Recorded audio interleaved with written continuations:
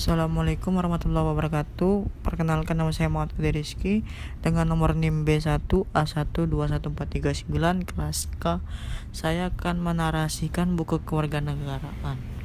Bab 1, secara etimologis, pendidikan kewarganegaraan berasal dari kata pendidikan dan kata kewarganegaraan. Pendidikan berarti usaha sadar dan terencana untuk mewujudkan suasana belajar dan proses pembelajaran agar peserta didik secara aktif mengembangkan potensi dirinya, sedangkan kewarganegaraan adalah segala hal ilmuah yang berhubungan dengan warga negara. Secara yuridis, pendidikan kewarganegaraan dimaksudkan untuk membentuk peserta didik menjadi manusia yang memiliki rasa kebangsaan dan cinta tanah air. Secara terminologis, pendidikan kewarganegaraan adalah program pendidikan yang berintikan demokrasi politik diperluas dengan sumber-sumber pengetahuan lainnya. Pendidikan kewarganegaraan senantiasa menghadapi dinamika perubahan dalam sistem ketatanegaraan dan pemerintahan, serta tantangan kehidupan berbangsa dan bernegara. Bab 2. Identitas nasional dibentuk oleh dua kata dasar, ialah identitas dan nasional.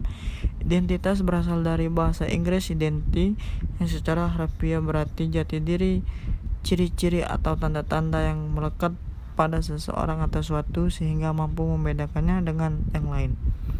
Istilah nasional menunjuk pada kelompok-kelompok persekutuan hidup manusia yang lebih besar dari sekedar pengelompokan berdasar ras, agama, budaya, bahasa, dan sebagainya. Dalam konteks pendidikan kewarganegaraan, identitas nasional lebih dekat dengan arti jati diri, yaitu ciri-ciri atau karakteristik, perasaan atau keyakinan tentang kebangsaan yang membedakan bangsa Indonesia dengan bangsa lain. Identitas nasional sebagai identitas bersama suatu bangsa dapat dibentuk oleh beberapa faktor yang meliputi primordial, sakral, tokoh, Bhinneka Tunggal Ika, sejarah, perkembangan ekonomi, dan kelembagaan. Identitas nasional Indonesia menunjuk pada identitas yang sifatnya nasional, bersifat buatan karena dibentuk dan disepakati, dan sekunder karena sebelumnya sudah terdapat identitas kesukubangsaan dalam diri bangsa.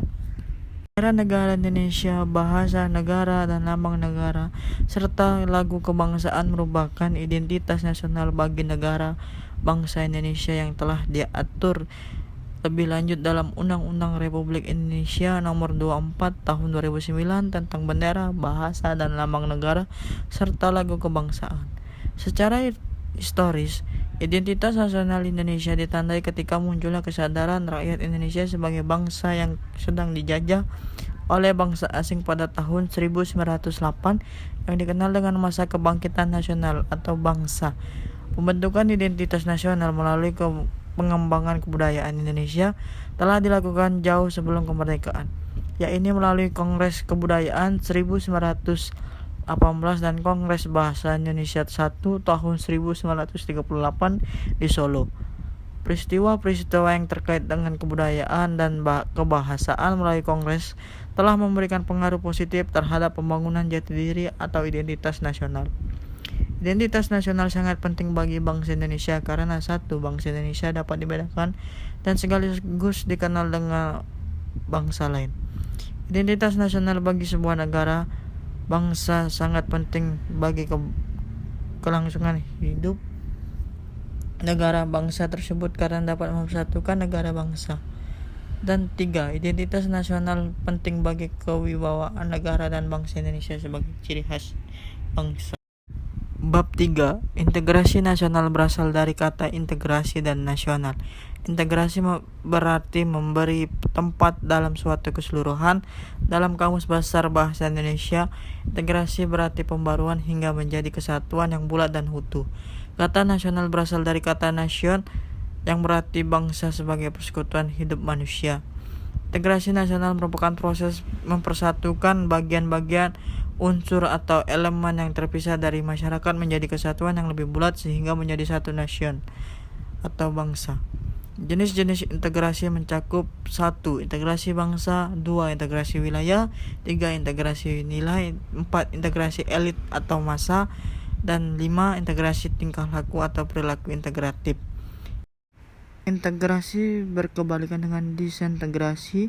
Jika integrasi menyiratkan adanya keterpaduan, kesatuan, dan kesepakatan atau konsensus, disintegrasi menyiratkan adanya keterpecahan, pertentangan, dan konflik. Integrasi bangsa diperlukan guna membangkitkan kesadaran akan identitas bersama, menguatkan identitas nasional, dan membangun persatuan bangsa. Bab 6. Secara etimologis, demokrasi berasal dari bahasa Yunani yaitu demos yang berarti rakyat dan kratos atau kreation yang berarti pemerintahan atau kekuasaan. Jadi demos creation atau demos kratos berarti pemerintahan rakyat atau kekuasaan rakyat. Secara terminologis, banyak pandangan tentang demokrasi, tidak ada pandangan tunggal tentang apa itu demokrasi. Demokrasi dapat dipandang sebagai salah satu bentuk pemerintahan, sebagai sistem politik, dan sebagai pola kehidupan bernegara dengan prinsip-prinsip yang menyertainya. Berdasar ideologinya, demokrasi Indonesia adalah demokrasi yang berdasar Pancasila. Demokrasi Pancasila dalam arti luas adalah kedaulatan atau kekuasaan tertinggi ada pada rakyat yang dalam penyelenggaraannya dijiwai oleh nilai-nilai Pancasila. Demokrasi Pancasila dalam arti sempit adalah kedaulatan rakyat yang dilaksanakan menurut hikmat kebijaksanaan dalam musyawaratan perwakilan. Demokrasi Indonesia adalah demokrasi konstitusional selain karena dirumuskan nilai-nilai dan normanya dalam Undang-Undang Dasar 1945, Konstitusi Indonesia juga bersifat membatasi kekuasaan pemerintahan dan menjamin hak-hak dasar warga negara. Praktik demokrasi Pancasila berjalan sesuai dengan dinamika perkembangan kehidupan kenegaraan Indonesia. Prinsip-prinsip demokrasi Pancasila secara ideal telah dirumuskan, sedang dalam tataran empirik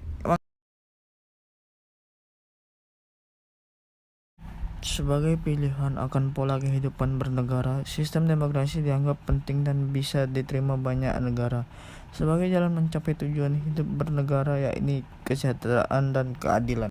Bab 7. Negara merupakan organisasi kelompok masyarakat tertinggi karena mempunyai wewenang untuk mengatur dan mengendalikan masyarakat, bahkan memaksa secara sah untuk kepentingan umum yang lebih tinggi demi tegaknya hukum.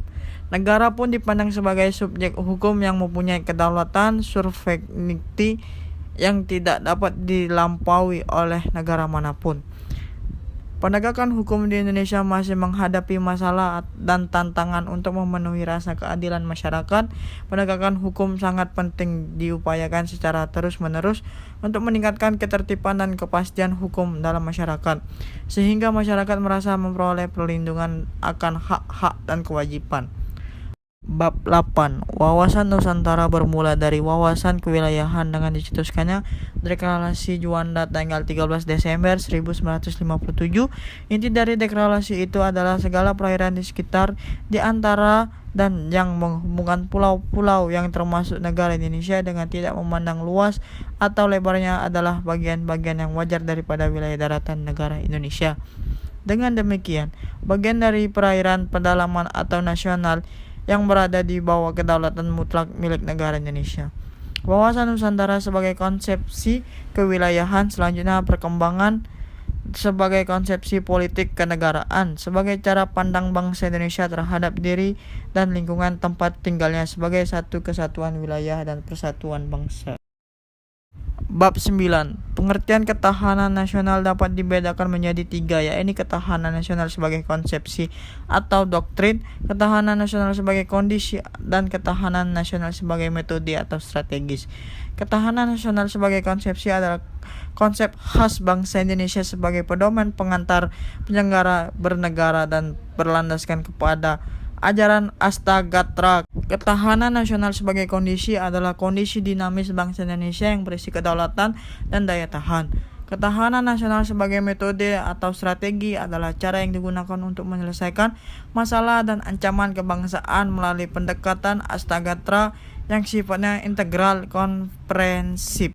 Ketahanan nasional sebagai kondisi adalah kondisi dinamis bangsa Indonesia yang berisi kedaulatan dan daya tahan. Ketahanan nasional sebagai metode atau strategi adalah cara yang digunakan untuk menyelesaikan masalah dan ancaman kebangsaan melalui pendekatan Astagatra yang sifatnya integral komprehensif. 10. Merefleksikan pengalaman belajar atas segala sesuatu selalu merupakan hal yang baik. Refleksi pengalaman belajar ini merupakan salah satu cara untuk belajar untuk menghindari agar jangan sampai melakukan sesuatu kesalahan dan untuk meningkatkan kemampuan yang sudah mahasiswa miliki. Refleksi pengalaman ini hendaklah merupakan hasil kerjasama antara teman-teman sekelas, sama seperti kerjasama antara mereka yang telah dilakukan selama membuat portofolio kelas. Di samping itu, para mahasiswa juga harus merefleksikan pengalaman belajarnya, baik sebagai seorang pribadi maupun sebagai salah satu anggota kelas. Dosen-dosen dan para sukarelawan yang telah membantu para mahasiswa mengembangkan portofolio akan membantu juga dalam merefleksikan mahasiswa.